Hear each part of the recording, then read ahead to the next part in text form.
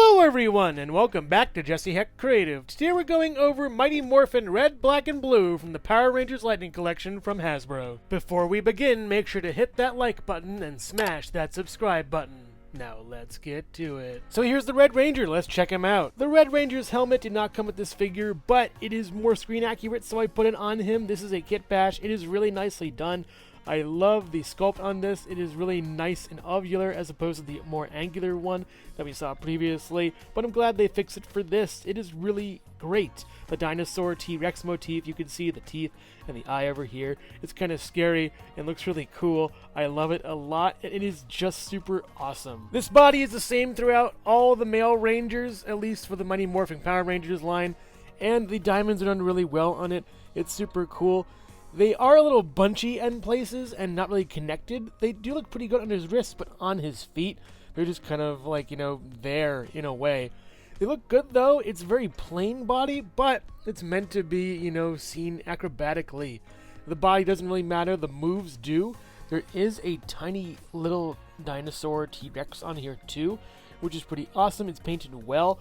The painting is done well, it just needs to be applied better in places. As far as accessories goes, he comes with two holding hands, gripping hands that are pretty cool. This one has a lot of black inside though, for reasons I'll tell you in a bit. We also have this other hand over here. They're nicely done. They have really long pegs on the hands, just saying. And it's kind of, difficult to put them in at points. And it gets better, I think, as the line goes on. At least G.I. Joe is moving on to smaller, thicker pegs, but this is kind of an issue with the line thus far. The gripping hands can also swivel and then hinge, and they're pretty cool. I like the design on them, which is nice. He comes with a power sword that can easily be gripped in his hand. It is really nicely detailed. I love the gold on it. The little dinosaur T-Rex on here is wonderful. We also have this nice, embroidered blade that it has a lot of etching in it that's super cool. It's held nice in his hand. The only problem is there is some paint rub on the inside of it, on the handle. There is some paint coming off right over there. You might want to worry about that if you're really stickler about it, or if you're like me and just keep this in his hand the entire time. It should be okay. It's a really nicely done blade. I just wish the handle was done better. Giving credence to the name Lightning Collection, the power sword also comes with a lightning effect you can place over it. It is nice and neatly done. You just slither it through this lightning effect and it works out pretty good. My only issue is this blade can be prone to some paint rub, so be very careful when you put that on and you actually have it interact with other figures and touching other figures for long periods of time. That silver is painted on and that's a shame. He also comes with a blade blaster, which is pretty cool. It's not a blade, but it's a blaster in this form. There's two forms. I only care about the long range weapon, seeing as he has a short range sword over here. It's really nicely done. I like the bulbous end as well as the tip, which is sort of more cylindrical, and the backing, which is really nicely done. It's like a tab almost, or a key. It's pretty cool. I like how this thing looks. The paint is really nicely done on it, and it bleeds into the red, which is really cool. As far as putting it in his hand, you just place it in there and slot it in there. There's no trigger or anything, which is awesome, and it looks great in his hand, like he's ready to fire. He also comes with two fists that swivel and also hinge on the wrist. They work out pretty well, but they're just fists. They do have little stripes on them, denoting that they're gloves, and they are kind of hard to actually put into the wrist at points, so be careful with that. As far as kit bashing goes, I gave the Red Ranger and all my other Rangers karate chop hands. They're really cool. They don't usually come with the figures, which is kind of a shame. I wish they came with more of them. You can swivel and also hinge them. I wish they had the other hinge, but at least you have that kind of shrugging meme that's going around. I do think it's like the Spider-Man trifecta, where each figure needs fist, whip, and wall crawling for Spider-Man. The same with these. You need karate chop, grip, and fist hands for each Ranger. That would be nice. It'd be great. It's good to have these, but you have to track them down, which is kind of a shame. As far as kit bashing goes, I gave the Red Ranger these karate chop hands that are actually really cool. They're from other figures, so you have to track them down, but it's well worth it to get these. They're super nice. You could swivel them, also hinge them, do that meme if you'd like, the shrugging, which is pretty funny. But I digress. They are hard to track down, but they're well worth it to get. I do think that every Ranger figure needs karate chop, grip, and fist hands, just like every Spider-Man needs wall crawling, thwip, and fist hands. Here is the Austin St. John head sculpt for the Jason Scott Lee character, and it looks really good. I like it. He looks kind of sad though, and a little bit, I don't know, chunky, I guess. The ear looks really long too. Not really having watched the show that much, I think it's a pretty good head sculpt, but it just doesn't look that great. He looks very stoic and sad, which is kind of a shame. The hair looks wonderful though, and is super cool. You could swivel the head around. It's a little tight on the ball and goes up this far and down this far. It's a nice head, but give it a little life, would you? As far as articulation goes for the Red Ranger, the head goes back this far over here, forward this far. You get a swivel right over here, and then a little bit of pivot for attitude. You also can go up and down and all the way around with the arm. You get a swivel at the bicep. You get double joint elbows that go up really far, which is pretty nice. You also get all the way around with the chest, goes back this far, forward this far. You get a crunch at the bottom, down, and then back, really super far if you like. It's a really good articulation scheme, and I love it. You get out this far, splits. You kind of move this holster, so be careful with that. Goes in this far, up, down, and back all the way. Very nice and acrobatic. Doesn't really touch the butt all the way, but that's fine by me, I guess. You get a swivel over here. You get a swivel at the boot cut, you get down and then up and then pivot, and then two pegos at the bottom of the feet with the barcodes at the bottom. The best thing they've done. Hasbro, thank you for putting those barcodes at the bottom, finally. Took you, what, 5-6 years? But yeah, I really love how this figure is done. The articulation is really nice. The accessories are on point, and the new head sculpt I gave it is just really wonderful. Hello everyone, and thank you so much for watching so far. Make sure to click like, subscribe, share, and leave a comment. You can also click the bell icon for more creativity. Now let's get back to it. So here's the Black Ranger, let's check him out. The Mastodon head sculpt is done really well for the Black Ranger. You can see the tusk over here and the eye over here, as well as some wrinkles for the Mastodon at least, which is pretty cool. It looks really nice. You could also get some peaks and valleys back here, and that's super cool. It's a really good head sculpt, and I like it a lot. The silver is a little bit fuzzy, but that makes it look a little more screen accurate and cool for a CRT TV. The body's the same, so I won't be going over articulation, but the paint is much better, I think. It works better, at least with the black and white and monochrome. My only issue is on the back over here. These don't line up with this little sort of hourglass pattern right here, and the colors don't really match. It's a shame. But we get some nice coloration over here, and the diamonds look better placed, at least all over the body. They're kind of worse up here and better down here, so it's a catch-22 on which kind you want. We do get the Mastodon on the belt over here, which is super cool. You can see the tusk over there and the head of the Mastodon. It's really nicely done. For accessories, he comes with a power axe. It's actually really cool. You can shift it from like down and then up, which is really nice. It lines up really well with the paint. We also get that Mastodon symbol again from the belt on there, which is a nice little touch. It's super cool. The yellow is a very vibrant, nice, like brighter yellow, which is really great. The black looks well.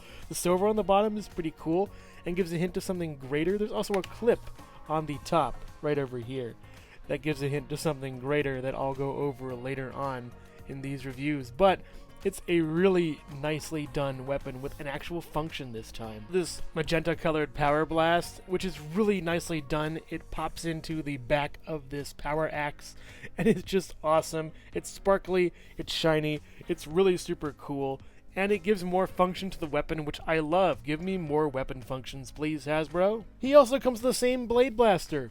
Ooh, that's it. He also came with a Blade Blaster in blade form, but I didn't need it, so I just sold it off. Like the Red Ranger, he comes with 2 gripping hands and 2 fists, but I also gave him karate chop hands as a Kitbash. Here's the Walter Emmanuel Jones playing Zack Taylor character head sculpt. It is a nice head sculpt. It looks good. The hair, again, is the best part about it. The head is kind of iffy. I think they're working off of like old scans or trying to scan it or something from the old days. It looks pretty good from the side. From the front, it looks very glossy and weird. Again, the ears are kind of big. I'm not sure why, but it's a good head sculpt. It does have a bit of overspray, widow's peak.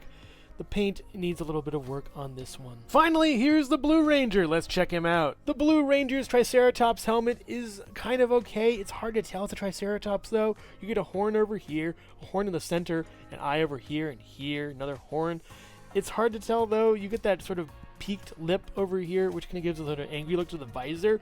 It's a little more compact and sort of stretched in a little bit, which is really interesting. You do get into some nice sculpt on the back and the top a little bit, but it doesn't really hit the likeness of the animal it's portraying, even though it does look pretty good. The body sculpt is the same for these three. It is pretty good, but I find the paint to be the worst out of the three figures. All these diamonds on the bottom are crashing into each other or too far away from each other.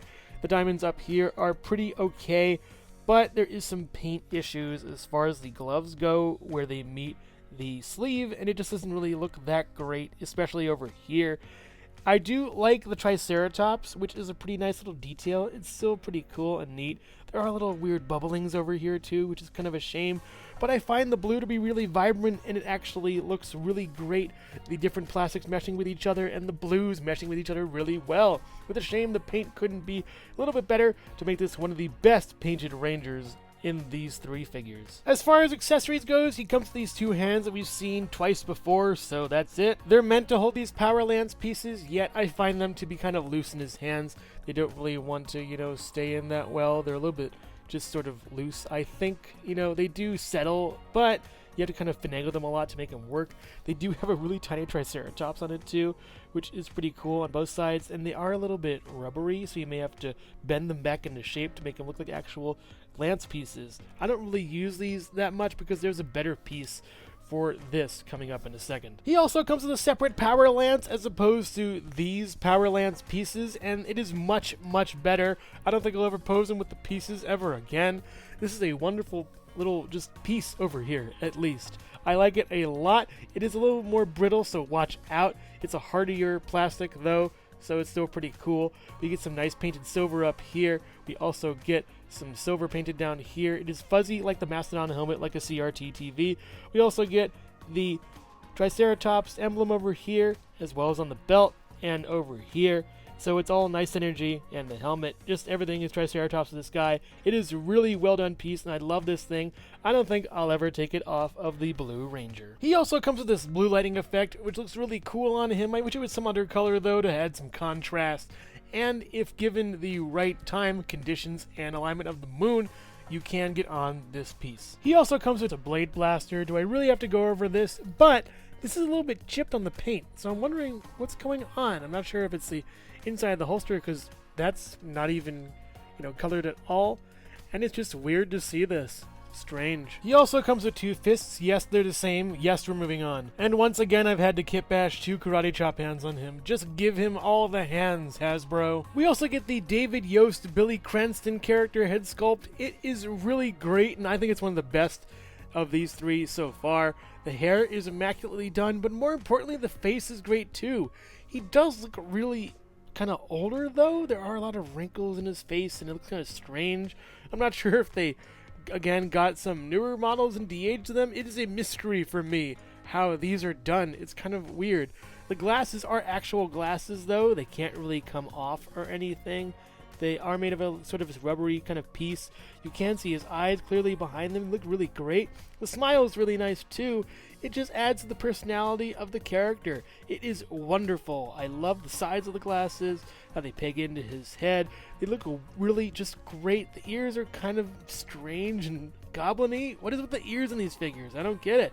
But this is a great head sculpt, and I really love it. All three Rangers stand just under 6 inches tall, and they look great together. It's awesome to see this team coming together. And also here's Jesse Hecht Creative. Ta-da! Come on, guys. We all know the Power Blaster is built like this. Overall, these three figures are a great start to the Power Rangers Lightning Collection. They're three core members of the original first few seasons, and they look wonderful together, yet I find that they all have their own sets of flaws. The Red Ranger was hit the worst by these flaws. The chipping paint on the sword, as well as the kind of weak effect on that, don't look really that great.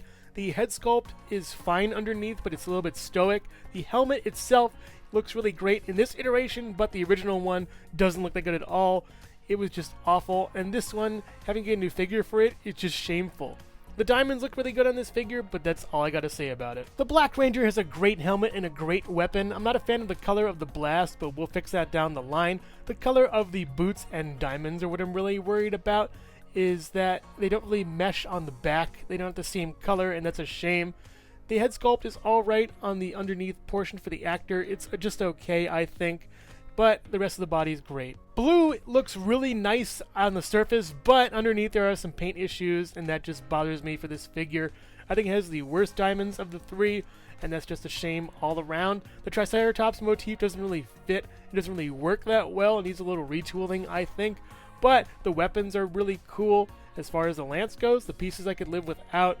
And it just is great with that head sculpt underneath. It's just really awesome. It's a shame that the little imperfections just brought this figure down. Collectively, they all need karate chopping hands, but that's about it to make them really good. Otherwise, they're still pretty good figures.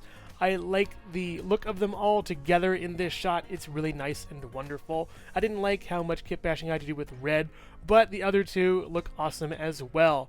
I would either wait for a reissue of these or pick them up individually. They're still great figures and are worthy of your Power Rangers Lightning collection. Thank you so much for watching Jesse Hecht Creative. Feel free to click like, subscribe, share, or leave a comment. You can also visit us at jessehechtcreative.com, where you'll find more reviews like this one. Thanks again for watching and keep being creative. Stay tuned.